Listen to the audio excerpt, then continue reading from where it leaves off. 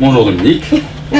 Enchantée de te retrouver après la petite rencontre qu'on avait eue à Salonne il y a un petit moment déjà. Il y a 6 mois, à peu près. Donc bienvenue à Gujan. Merci. Pour ta trilogie bordelaise, pour le moment il n'y a que 2 tomes. Donc le premier tome qui s'appelle Violence et le second qui s'appelle Déviance. Une idée du titre du troisième? Le troisième s'appellera Vengeance. Ça fait la rime et puis ça sera le thème, doublement le thème du livre. La vengeance de Lazare qui va le rattraper et la vengeance d'un autre homme sur la vie. D'accord, donc Lazare Servant pour oui, tout à fait. Découvrir. Donc un jeune lieutenant. Un jeune lieutenant très doué mais avec à la fois beaucoup de charisme et beaucoup un côté très ours, un côté très mauvais caractère avec des abords difficiles et des accidents de la vie. Oui, apparemment il est quand même assez hanté par son passé, oui. Visiblement. Donc 2003, on le rencontre dans les rues de Bordeaux, enfin, il suit surtout un tueur en série. Oui. Donc une traque dans les rues de Bordeaux, on passe, c'est encore l'ancien, non le commissariat, non, il a changé, le commissariat il est tout neuf. Je me suis servi principalement dans l'intrigue de l'abandon progressif de l'ancien site, de l'ancien commissariat de Castéja. Voilà, ça fait partie de l'intrigue puisque on roulait dans les locaux à moitié abandonnés de l'ancien commissariat. Oui, parce que le nouveau commissariat est parti à Mériadeck. Voilà, exactement. Donc ça c'est pour la première partie qui s'appelle donc Violence. Et on passe sur le deuxième tome qui s'appelle Déviance, où là on retrouve 2 ans après, donc on est en 2005, c'est ça? C'est ça. Le premier tome se passe en 2003. Donc là, à nouveau des scènes de crime assez... Oui, c'est un peu la marque de fabrique, c'est un peu l'exutoire, même si j'espère que les livres peuvent ne pas se résumer à ça. Mais il y a des scènes et des descriptions assez difficiles. C'est difficile, oui. Ouais, donc là c'est un chasseur, on est face à un chasseur. Voilà, dans le premier tome, Violence, on a affaire à un individu qui est limite psychotique, qui est violent, qui ne mesure pas la portée de ses actes, qui n'essaye même pas de camoufler ses crimes. Dans le deuxième, on a affaire à un personnage beaucoup plus sournois. Dans le premier, il n'y a pas de préméditation, c'est les circonstances qui font que. Dans le deuxième, il va quand même s'orienter plus vers un fantasme d'adolescent et plus chercher des jeunes filles. Et là, on est plus les banlieues chics. Oui, j'ai situé une partie de l'action à Codéran. Oui. Codéran, voilà, tout à fait. Donc, pour faire peur aux Codéranais, ils sont trop bien dans leur maison cossue. Le troisième tome, tu sais déjà, t'en es déjà un peu plus... Le troisième tome, il est terminé, il est corrigé, il est chez l'éditeur, il paraîtra au mois de mars de l'année prochaine. Et donc voilà, comme j'ai dit, Lazare va être rattrapé par son passé, puisque pour ceux qui ont lu les 2 premiers tomes, on sait ce qu'il a fait. Il va être rattrapé par son passé, et en même temps, on va assister à l'émergence d'un nouveau tueur qui lui va se venger de la vie. C'est pas tout à fait un tueur en série comme dans les 2 premiers, c'est plus ce que les Américains appellent un spree killer, un tueur de masse. Voilà, il va se servir d'une arme et tuer à distance, et ce qui va le rendre très difficile à identifier.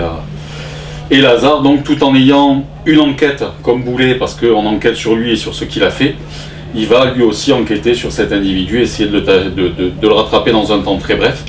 Le livre dure juste le temps d'un week-end, parce que l'homme qui poursuit fait énormément de victimes, donc il faut qu'il le rattrape très vite. D'accord, donc toujours sur Bordeaux?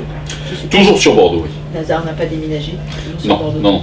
Qu'est-ce qui t'a donné envie d'écrire ton métier, je suppose? Non, pas le métier. Je pense qu'on a envie d'écrire d'abord en lisant. Je pense que c'est qu'il faut lire, et puis de là naît une envie. Et puis un jour, voilà, j'ai eu un déclic sur une histoire dont j'espère qu'elle sera publiée un jour, mais qui n'a jamais été, sur une histoire de maison hantée.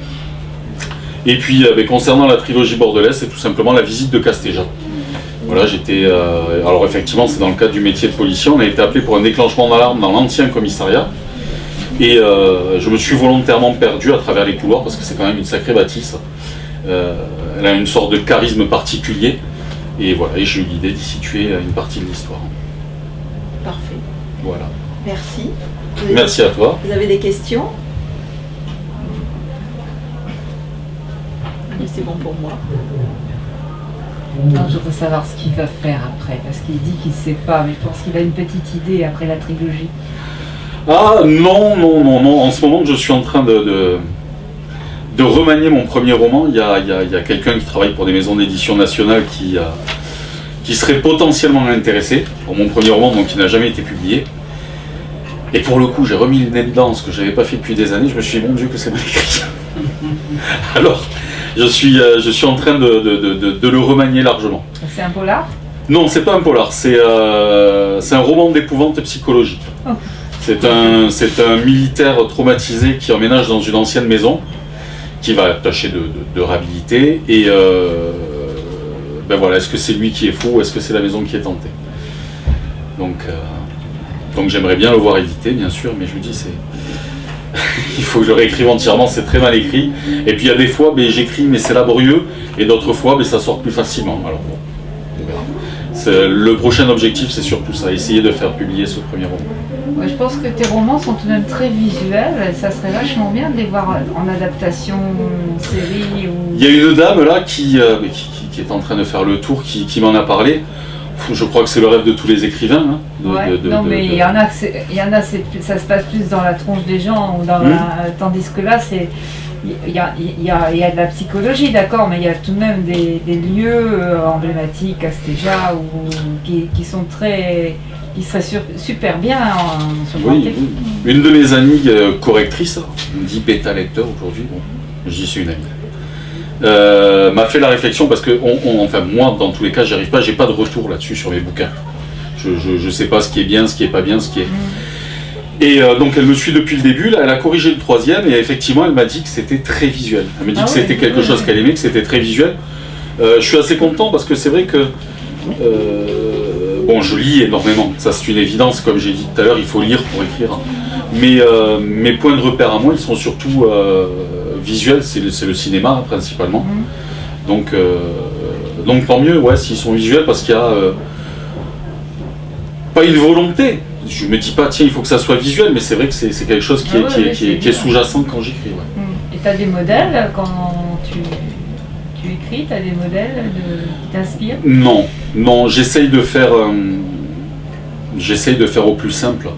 Je trouve, même si récemment j'ai lu Hervé Lecor qui m'a totalement détrompé, parce que ce qu'il écrit c'est absolument génial, mais je trouve que quand on écrit un polar, il faut essayer de ne pas mettre de style, il faut essayer d'avoir une écriture blanche, lisse, oui, justement. Je dis pas copier le style, mais au niveau de se dire, tiens, maison hantée, ça parle tout de même au lecteur de... Ah, de non, cette... Non, j'ai pas d'inspiration, pas de référence, non. Non, l'idée de la maison hantée, elle est venue, et alors, sauf Vengeance, que j'entamais en connaissant la fin, les 3 premiers bouquins, donc celui qui n'a pas édité, puis Violence et Déviance, je les ai commencés sans savoir où ils iraient. Je les ai commencés, je savais pas comment ils allaient finir, comment ils allaient se dérouler, voilà, je me suis laissé porter. Et Vengeance, même si je savais comment il allait finir, je savais pas comment j'allais y arriver. Et ton personnage, du coup, comment tu l'as... Lazare, en fait, il est né un peu tout seul. Il a fait un peu ce qu'il a voulu. C'est un peu mystique ce que je raconte, mais c'est vrai. Lazare, au début, quand j'ai commencé Violence, c'était censé être un personnage, un second rôle important. Important, mais un second rôle quand même. Et c'était censé être un quinquagénaire, alcoolique, violent avec les femmes, enfin quelqu'un le flic classique. Ouais, mais vraiment sale, vraiment pas sympa. Et puis, il s'est pas laissé faire, le Messie. Il a rajeuni, il est devenu un peu plus sympa malgré tout, même si ça reste un ours. Et donc, ce qui m'a obligé, quand j'ai eu fini Violence, c'est de revenir au début, d'effacer un chapitre entier et d'en réécrire 2 ou 3, pour la cohérence du récit. C'est marrant ça, parce qu'à Lyon, j'ai assisté à une conf avec 4 auteurs assez connus. Et il y en avait un que je connaissais pas du tout qui a parlé de ces personnages, donc qui le faisait. Alors, il avait tous ces personnages dans la tête et ces personnages évoluaient entre eux. Et il lui disait, mais non, tu peux pas me tuer à ce chapitre-là, c'est pas possible. C'est les personnages qui faisaient évoluer le roman, et pas lui qui faisait évoluer les personnages. C'était assez drôle à écouter. Ouais. C'est assez vrai d'une certaine manière. C'est Voilà, est-ce qu'on a cette idée dans l'inconscient, je sais pas, du personnage qui tire l'histoire et qui, oui, d'une certaine manière, qui va l'amener, qui va la développer. Oh oui, il a pris en exemple un de ses personnages féminins qui devait être violé, et son personnage lui disait mais non, tu peux me faire violer dans ce chapitre-là, dans 2-3 chapitres si tu veux, mais pas dans celui-là. Donc c'était assez drôle la façon dont il le racontait, et puis à la fin elle a quand même été violée, mais bon, pas dans le chapitre. L'auteur a gagné. Ouais, il a gagné, mais pas dans le chapitre où il voulait quand même. Donc c'était assez drôle la façon dont il en parlait. C'était voilà, une petite anecdote.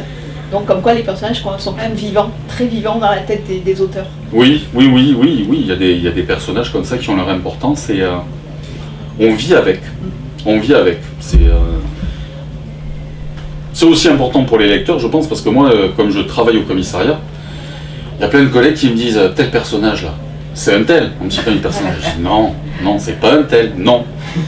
Mais les gens, et tant mieux, hein, les lecteurs s'approprient les personnages et c'est très très bien aussi. C'est le fait, par exemple, dans certaines séries où l'auteur a envie de mettre fin au jour de son personnage et tout le monde proteste allègrement. Hein. Il est obligé de les faire revenir. Donc là, pour le moment, ça se passe bien pour lui. Ah ben oui, Oui. le 2 se finit bien, Oui. le 3 on verra. Mais merci. Merci beaucoup. Merci à toi. Et Longue merci vie à longue vie à ton personnage principal. Qu'il nous fasse un 4e. Hein. C'est ça.